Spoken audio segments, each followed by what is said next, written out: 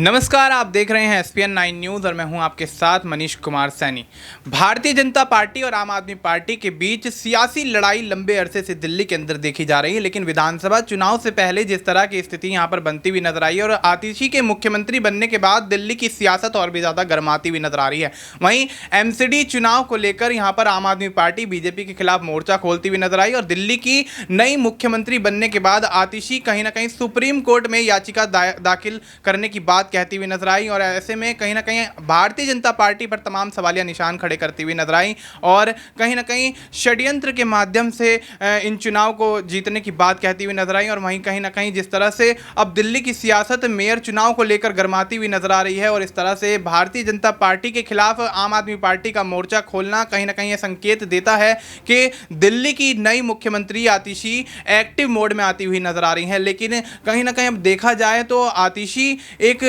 Remote control मंत्री के तौर पर देखी जा रही है, मुख्यमंत्री के तौर पर देखी जा रही हैं, क्योंकि देखा जाए तो अरविंद केजरीवाल ने सीएम पद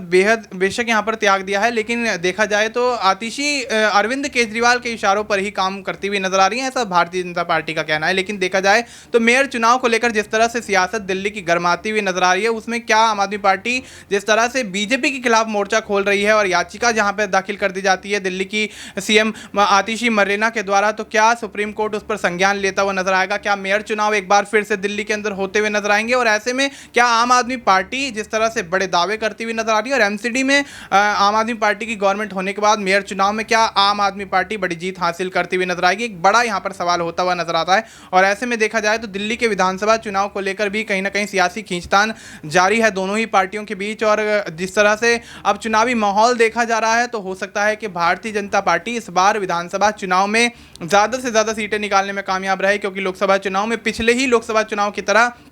यहाँ पर भारतीय जनता पार्टी दिल्ली की 7 सीटों को कब्जाने में कामयाब रहती है। और ऐसे में दिल्ली के अंदर इंडिया गठबंधन के माध्यम से चुनाव लड़ने वाली आम आदमी पार्टी और यहाँ पर कांग्रेस को दोनों को बड़ा झटका लगता हुआ नजर आता है। जहाँ कांग्रेस ने 3 सीटों पर अपने उम्मीदवार उतारे थे तो वहीं आम आदमी पार्टी 4 सीटों पर चुनाव लड़ती हुई नजर आई, लेकिन भारतीय जनता पार्टी ने बिल्कुल यहाँ पर नेस्तनाबूद कर दिया और ऐसे में 7 की 7 सीटें भारतीय जनता पार्टी के हित में जाती हुई नजर आई। अब इस तरह से मेयर चुनाव को लेकर जो दिल्ली की सियासत गरमा रही है उसमें क्या कुछ आगे यहाँ पर नया मोड़ आता हुआ नजर आएगा, ये भी देखना दिलचस्प होगा। फिलहाल आपको इस मुद्दे पर क्या कुछ लगता है, आप अपनी राय हमें कमेंट करके बता सकते हैं। बाकी देश और दुनिया से जुड़ी तमाम जानकारी के लिए आप देखते रहिए एसपीएन 9 न्यूज़।